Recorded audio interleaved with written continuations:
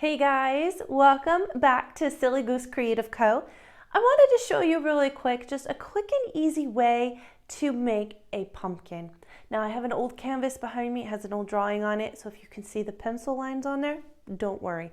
Also, if you're interested in a little printable I have that you can just download or you can look on your device, it just shows you step by step how to draw or even to paint a pumpkin, then go on ahead and click on the link below and I can give that to you guys. So that way you have that help with you. Really quickly, what we're gonna do is you need a piece of paper and a pencil or watercolor paper and some paint. Any of those will work. I'm gonna draw with my paintbrush. So let's get started, okay? Okay, so to draw a pumpkin is really super easy. I'm gonna show you two different ways. I'm gonna show you the ways I teach my art kiddos in art class. So first of all, you're going to need some paint or a marker or pencil, like I said earlier. And I'm going to draw using my paintbrush. So have your favorite brush handy. I prefer a round one for something like this, or just a square tip one probably isn't going to be your friend at the moment learning how to do this. So I just have some leftover paint here on my palette. So I'm going to use this. To do a pumpkin, super easy. So you're simply, this is the kid version and they laugh every time at this, and you might too. So you just do a straight line down. So either draw a straight line down or you can paint a straight line down. So let me make sure that you can see this. A little wiggle you around a little bit more. Okay, so a straight line down. Easy peasy lemon squeezy. Then you just make like the letter D. And curve that down. Boom. There you go. Letter D. Then you're going to do a backwards letter D. And you know what? The kids always laugh right here. They always say, it looks like a butt. And so then they're all laughing and they're like thinking that they made a bunch of booties, which, you know, that's fine. So this is one way, okay? Little butt there.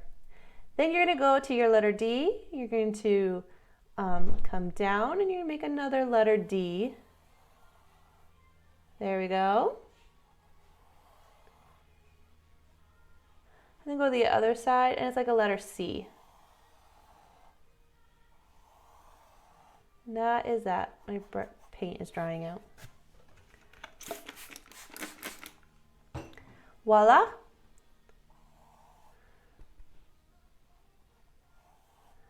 So there's the basic outline or contour line of a pumpkin. Now you can go up, give it a fun little stem. There you go. So that's one way. Another way, I'm going to do two smaller pumpkins off to the side, maybe one right here, I'm not sure yet, this is a more mature version, okay? So you just simply do an oval. It doesn't quite look like an oval, it looks kind of like an eggplant. There we go, oval. And then you do your parentheses or C or D. I'm doing the D or one of those parentheses. On this side here, I'm going to do a letter C. I'm going to do a long, skinny one. There we go.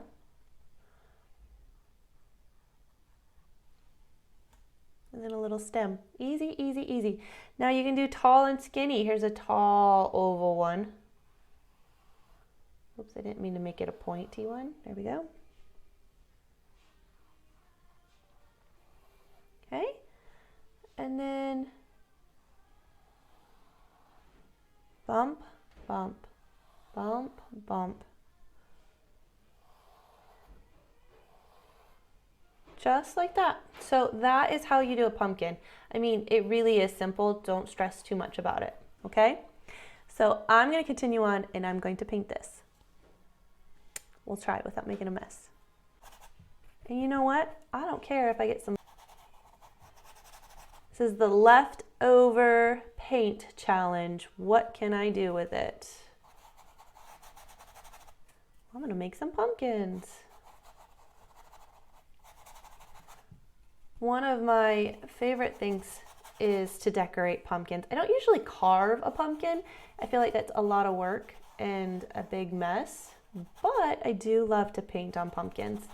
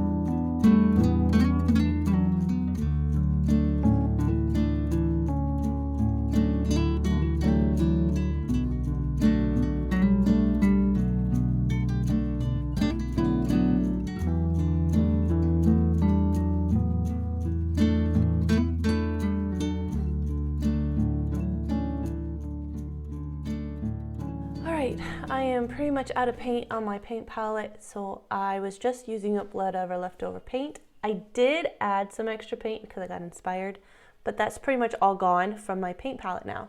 So now I'm just gonna let it dry, and so there it is. It's just a little like challenge to see what you can create with your leftover paint, and you'll usually find that you become inspired again, and then that way your paint doesn't like dry out and go to waste. So there's that. Now after this dries, I think I'm gonna take some paint pens and add in some more fun details. So yeah, we're gonna let it dry and then see what else we can do. Okay, so I have these fun, they're Artico, is that how you say that? A-R-T-I-Q-O, Artico, paint pens. These are a lot of fun. So I'm going to just play around with this painting here and see what I can create. Again, I'm just playing, and we'll see what happens. This is really important to do, just to play, because then you'll find new techniques that you like, or you learn how to use new tools. So let's see what we come up with.